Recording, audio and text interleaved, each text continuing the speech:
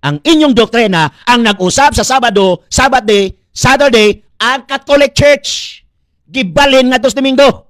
Why do we observe Sunday instead of Saturday? We observe Sunday instead of Saturday because the Catholic Church transferred the solemnity from Saturday to Sunday. Tungod kay ang Catholic Church nagbalhin sa pagkabalaan sa Sabado ngadtos Domingo. Giangkon sa ilang simbahan nga sila'y nagbalhin dili si Jesus Christ. Ang question, pwede ba i-transfer sa simbahang Katolika ang solemnidad sa pagsaulog sa adlaw ipapahulay ngadto sa adlaw Domingo nga maunang adlaw sa Ginoo? So kini mga higalog maigsuon uban ko ninyo sa paghatag og gamayng reaksyon ug pagpaklaro mahitungod sa argumento sa tong higala nga pastoy sa Seventh-day Adventist, pastoy and defensor sa pagtuo sa Iglesia Adventista de la Septimo Dia. So kini nga tawag ini nga punto ato ang tagaan og pagklaro ug naabay otoridad ang Iglesia Katolika Apostolika Romana sa pag-transfer o sa pag-substitute sa gitawag og solemnity sa Sabbath day paadto dito sa gitawag og solemnity sa Lord's Day. Remember, kung maingon tag transferred the solemnity, ang buti pasabot di kasaulugan, ang celebration, kung baga. Nga naman, tungod sa hinungdan, nga ang simbahang Katolika, dili siya mao ang Judaism. So kung new religion, new set of worship, or new day of worship ang kinahanglan i-implement. Pero ang point, ang moral principle that the word worship wala matanggal sa Iglesia Katolika Apostolika Romana o wala giusab sa Iglesia Apostolika Romana. So, kung mingon taog tawag ining Sabbath, so nagapunting ka na sa gitawag og worship. Pero ang gitawag og approach is duha ang approaches or implementation. Number one is na ay gitawag og Jewish implementation na apoy gitawag og Christian implementation. So kanang duha ka gitawag og implementation is kinahanglan makabalo ta. Ngano kung di ta makabalo, magpataka lang ta og yawit and at the same time posible nga ato ang giyawitan, ang ato ang giistoryahan wa kabaho mahitungod sa gitong pagtuo, mailad aning atong mga higala nga mga dili Katoliko. So karon, sa Jewish worship, ang ilahang gitawag og Sabbath day is seventh day nga natunong sa ato ang kalendaryo og Saturday. Saturday or sa Spanish, actually ang word manggod nga Saturday from the Latin word Dies Saturni. Pasabot adlaw ni Saturno. Mabitaw sa Spanish, ang translation niya sa Sabbath day, dili tawag ining Dies Saturno or sa Latin na. Dili Dies Saturno, kung dili Sabado. Ang buti pasabot that refers to the Sabbath. So kanang word nga Sabbath, general term na, ang buti pasabot day of rest or complete rest. Nga naman kay gi-consecrate nimo ang imong adlaw to worship God. Sa karon, kining maong gitawag og Sabbath, kung ato ang tawag ang tan-awon, pinakaunang nag-implement ni ining maong balaod sa Sabbath ang mga Hudyo. Kasi naman ang gitagaan sa Ginoong Dios ni anang maong subuah. Og dili nato na ikalimod, og dili na ikasupak si bisan kinsang mga relihiyon sa tibuok kalibutan para sa gitawag mga Hudyo. So the implementation of the law given by God, naa sila'y tawag anang correct interpretation subay sa ilahang gawi o subay sa ilang kultura o tradisyon sa pag-implement ni anang maong gitawag og balaura. So, in what way po ba ang tawag ng ilang implementation? Tungod kay naulipon sila sa Egypt for 430 years, so ang gipili nila nga adlaw sa pagpahulay, mauning adlaw ikapito, kay magsugod ang ilang work sa first day of the week. So kanang first day of the week, equivalent na sa ato ang kalendaryo og Domingo. So, kay ang counting of days manggod, biblical counting of days in terms of pagkaplag sa adlaw igpapahulay para sa mga Hudyo, kung anus sila nagsugod sa ilang pagtrabaho, mauto ang ilahang sugod sa counting of days. So mo na kung tan-aw na to ang first day of the week nga mautong ilang pagsugod sa pagtrabaho ang ika-7th day ana takdo sa tong kalendaryo og Saturday. Mauna ang sa mga Hudyo mo na ang Biblia nagsulti tawag ining Sabbath day is the Jewish day of worship. So mauna ang kung sa kuan pa ba part sa ceremonial law na kung diin pwede siyang tawag ining ma-amend kung baga. Pwede siyang mausab, pwedeng ma-amend sa competent authority. Okay, sa man ang competent authority to change the law of the Sabbath, ang Diyos. Di ba? Supak din na. Supak. Ang Diyos ang naay competent authority to change the law of the Sabbath. Siyang naay authority ni Ana.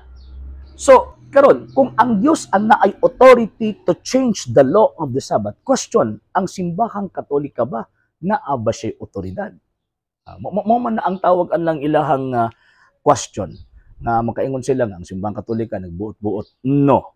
Ngano man, kabantay mo sa kaso sa ato ang Ginoong Jesucristo, ang kaso niya atubangan sa hukmanan sa mga Hudyo, blasphemy. Nganong blasphemy man? Tungod kay nakasabot og nakita og dadunggan sa mga Hudyo nga si Kristo iyahang giusab or ginausab ang balaod na giniimplementar sa gitawag og ilahang gobyerno kaniadto, particularly pud usab sa ilang relihiyon. Muna blasphemy ngano man kay ang faith mangud sa mga Hudyo, the only person nga maka-amend sa gitawag og balaod ang Dios ra. Si Kristo nag-amend sa balaod, especially sa pagtuman sa adlawng igpapahulay. Ngano man kay ang Kristo dili subject sa adlawng igpapahulay mo. Bato giingon niya San Marcos kapitulo 2 bersikulo 27 hangtod 28. Ako ang Ginoo sa adlawng igpapahulay. Dili siya subject sa adlawng igpapahulay. So siya ang magbuot sa adlawng igpapahulay. So therefore, iyahang giangkon or iyahang gipresentar nga naa siya authority to amend the law of the Sabbath. Karon kay naa man siya authority to amend the law of the Sabbath. Asa man ang tawag gikan ng iyang otoridara? Kana nga maong authority gikan na sa iyang amahan kay siya Dios man, di ba? Gikan sa iyang amahan ug kana nga authority why si bisan kinsang gitawag og makasupak. Mabato kung nato ang basahon ang balaang kasulatan, ang napulo kasugo, gihimong duha. Higugma ang Diyos, labaw sa tanan, sa tibok mong kasing-kasing, sa tibok mong kalag, ug higugma ang imong isig katao, sama sa paghigugma sa imong kaugalingon. So, kana pagpadayag nga iyang giamend ang 10 Commandments. Nagpabilin ang 10 Commandments, pero iyahang gitawag o giamend. Mga higmigo na to nga mga member sa Seventh-day Adventist, grabe nagwal, kinawala na daw kuno ang word ng Sabbath day dito sa tawag ng Decalogue 10 Commandments. Wala lagi question si Kristo nga ang napul og himong duha. Di ba? Nya dito sa duha wala kay makita dito nga adlaw ipapahulay. So buti pasabot si Kristo ana ay katungod sa pag-amend.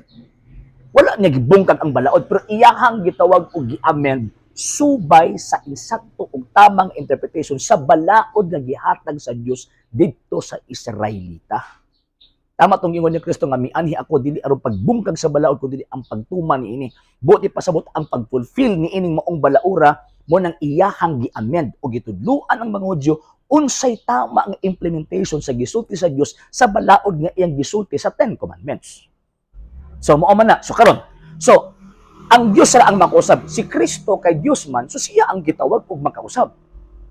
Siya ang naay authority to amend the law. Na naman kay siya ang responsableng naghatag ni anang maong sugua dito sa Old Testament pa. So siya ang naay authority to amend that law. So mao na kung tan-aw nato ang perfect amendment na gihatag ni Kristo sa maong balaod sa Old Testament man gud sa Exodus chapter 24 kung wala ko masayop. Exodus chapter 24 ang ilang tawag ining balaod gisilyuhan og dugo. Pag-abot pud usab sa Bagong Testamento, si Kristo nagsilyo sa dugo. Nagsilyo sa pinaagi sa iyang kaugalingong dugo. Unsa may ang gisilyuhan kung wala siya gitawag og gi-amend? Di ba?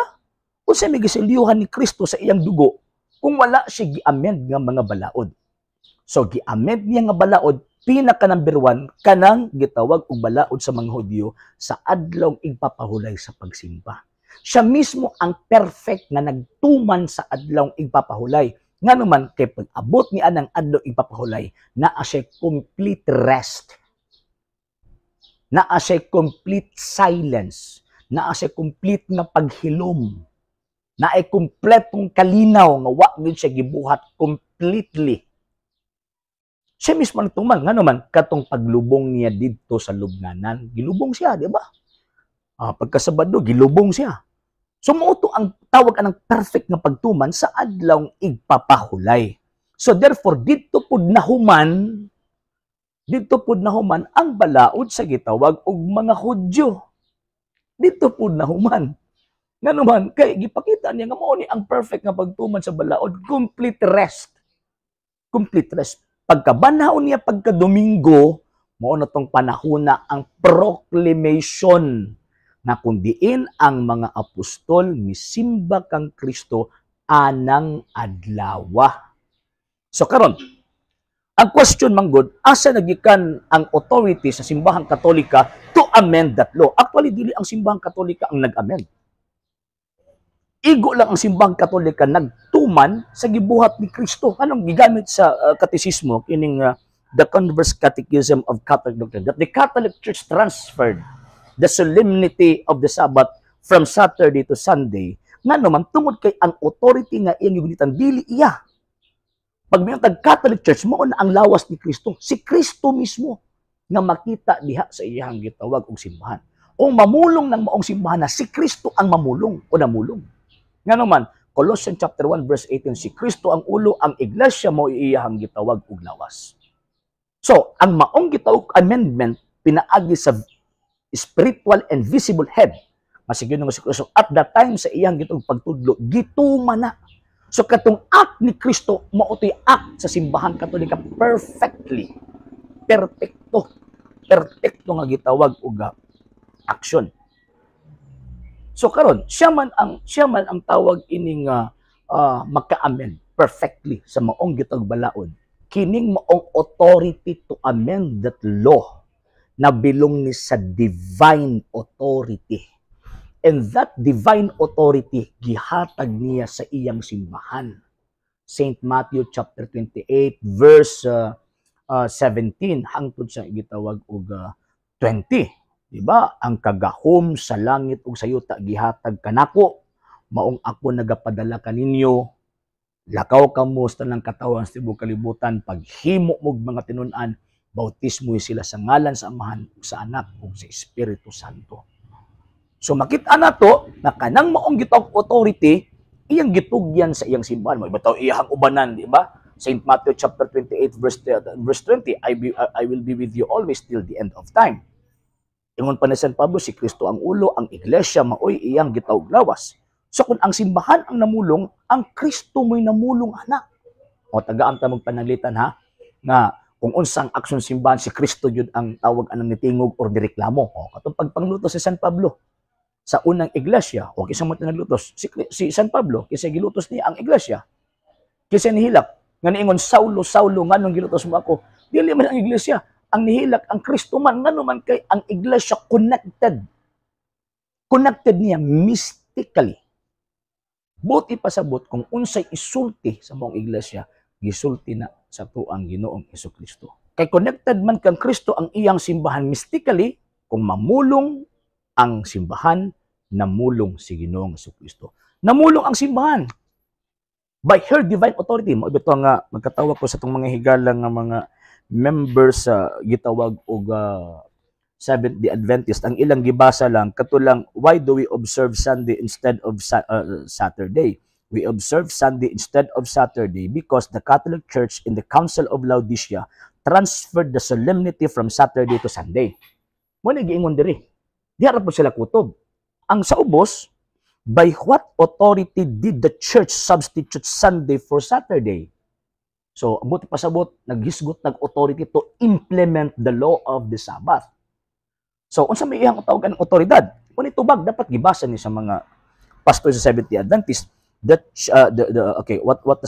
the authority? The church substituted Sunday for Saturday by the plenitude of that divine power which Jesus Christ bestowed upon her. Mo niya kung buot ipasabot. So ang simbahang Katolika naa siya divine authority, dili human authority. Kanang sa Seventh-day Adventist, human authority ng ila. Nga naman, kiwa man sila connection sa divine essence or divine Trinity. Wa man sila connection. Igitukod lang man sila ni Ellen G. White. Ang simbahang Katolika kay naay connection sa divine Trinity o sa Santissima Trinidad. So, buti pasabot, ang authority nga gi-implement sa Iglesia Katolika ang Diyos nung otoridad kay siya man ang iglesyang gitukod ni Kristo. So, ang unang ni-amend sa law of the Sabbath, ang naay authority si Kristo. O niya, ang Kristo ang simbahan usa. Ephesians chapter 5 verse 23 and Colossians chapter 1 verse 18. So, therefore, tama ang gitudlo sa katisismo nga ang Christian Church dili na magtawag ini magsunod sa Jewish implementation of the law of the Sabbath. Nga naman, bago naman siya.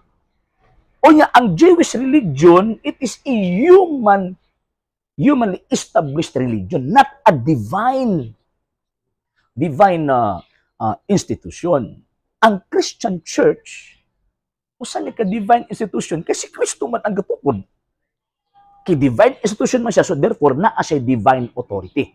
Kung naa siya divine authority, so therefore, naa siya kagahom, naa siya authority to amend, to implement the law of God, nga naman, kasi yaman ang gitukod ni Kristo o gitagaan sa authority sa tanan nga himuon concerning sa pagtuo o concerning sa pag-implement sa balaod na gihatag sa Dios, especially kining the law of the Sabbath. Again, ang simbahang Katolika paghatag niya balaod sa law o sa tawag ining pag-amend sa adlaw nga gitawag og Domingo, dili sakop ang Judaism. Kaya ang Judaism pabilin gina sila. So, kanang pag-amend niya refer na dito sa divine community nga mauning simbahang Katolika. Ang subject niya kadtong mga Katoliko. So therefore tama ra. Nga naman tungod kay naman siya divine power, naman siya divine authority. Kung baga. Pero di wala niya giapil ang mga Hudyo kay mao man na ang tawag anang ilahang tradition kung baga di nimo pwedeng gumaon.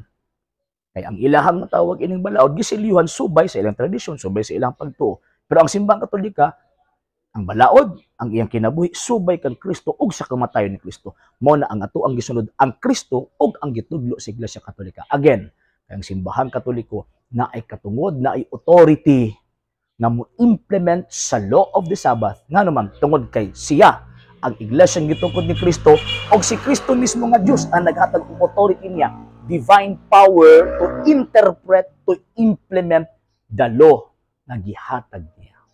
So mo na nga itong mga higala nga mga pastoy, pataka lang tawag yawit, pataka lang kutlo-kutlo sa tawag anang doktrina sa Iglesia Katolika, nga wa kasabot sa ilahang gipang kutlo. Basa gani sabton pud gamay ha. Kung tawag ining mobasa, dili pwede nga mobasa ka lang nga walay sabot-sabot. So klaro na mga sir ha, ang Dios ang naay authority to implement or to amend the law na siya mismo ang naghatag. Si Kristo kay Dios man gi-amend niya ang balaod, mao nang tama sundon kanang maong gitawag og balaura. Unya kanang law of the Sabbath nga kaniadto sa mga Hudyo Sabado, sa mga Kristiyano Domingo, nga naman kay ang Kristo mao gid mismo ang nagbuot nga i-amend na og ang perfect amendment nga gibuhat niya kadtong iyang kamatayon. Ang unang adlaw mao ang bag-ong kinabuhi, bag-ong pagkatao sa tibuok katawhan sa Dios. Nga naman kay anang panahon na giluwas ni Kristo ang tanang mga tao pinaagi sa iyang kamatayon. Kutob na po sa mudawat niya katong perfection and sanctification.